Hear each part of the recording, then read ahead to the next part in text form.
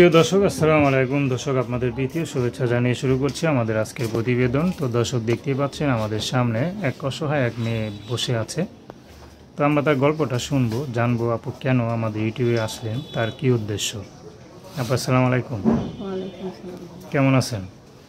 মোটামুটি ভাই, শুকর আলহামদুলিল্লাহ। তার বাবার নাম কি? আশা। আশা। কাউকে দেন নাই তো ভালোবাসা? ভালোবাসা কিভাবে দেবো ভাই? ভালোবাসা দিতে গেলেই তো মানুষই আঘাত দিয়ে চলে যায়। আচ্ছা, বিষয় তো হয়েছিল মনে হয় না? বিয়ে শাদী হয়েছিল, একটা ছেলে আছে। কি স্বামী চলে গেছে? স্বামী নিশা পানি করে। বিয়ে আচ্ছা, শাদী হয়েছিল যৌতুকের মাধ্যমে। ডিভোর্স হয়ে গেছে। কেন ডিভোর্স দিলে কেন? ডিভোর্স তার আমি দিই নাই ভাই, সে নিশা পানি করে, দেখাশোনা করে না, জুয়া খেলায়। এই কারণে মই মুরব্বীরা বিয়ে শাদী দিছিল, করে ভালো হয় না। মই মুরব্বীরা বিয়ে শাদী দিছিল কেন? বাবা মা দেয় নাই? গার্ডিয়ান নাই? বাবা মা বিয়ে শাদী তো ঘটকের মাধ্যমে দিছিল। আচ্ছা এক গ্রামের মানুষ না তো, অন্য দেশের লোক। এই কারণে তো চিনতে বলতে সময় লাগছে। আচ্ছা আচ্ছা। তো এখন মন্দ মানুষের সাথে চললে তো বোঝা যায়, এর আগে তার বোঝা যায় না।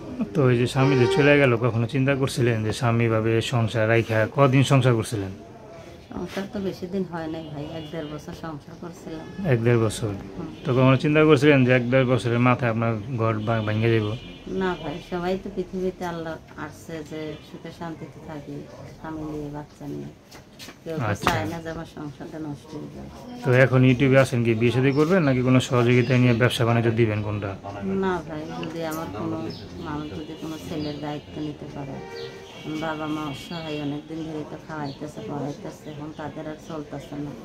এই কারণে ছেলেটারে মানুষ করার জন্য তাই চাই, যদি কোনো মানুষ আমার ছেলের দায়িত্বটা নিতে পারে। বিয়ে শাদী করলেও কোনো সমস্যা নেই, বয়স্ক হলেও সমস্যা নাই। আচ্ছা, তো নাম কি বললেন? আসে আশা। তো আশা এখন আসছে, কাউকে ভালোবাসবেন, সে বুড়ো হলে সমস্যা নেই নাকি? না, তার মনটা সুন্দর। আচ্ছা, যদি মন সুন্দর হয় এবং কোনো পুরুষ যদি তার জীবনে আসে, তাহলে আশা তাকে ভালোবাসা দিবেন। আলহামদুলিল্লাহ। তো তার নাম্বারটা? হ্যাঁ। ছেলেরে মেনে নিতে পারে। আচ্ছা, তো নাম্বারটা তো 013262587749। আমি নাম্বারটা আবারও বলছি, 013262587749। তো দর্শক, প্রেম ভালোবাসা সাহায্য সহযোগিতা বিয়ে শাদী করা একান্ত আপনাদের ব্যক্তিগত ব্যাপার। তো আসুন আমরা 5 ওয়াক্ত নামাজ পড়ি, সর্বদা দেশের সেবা করি। আসসালামু আলাইকুম।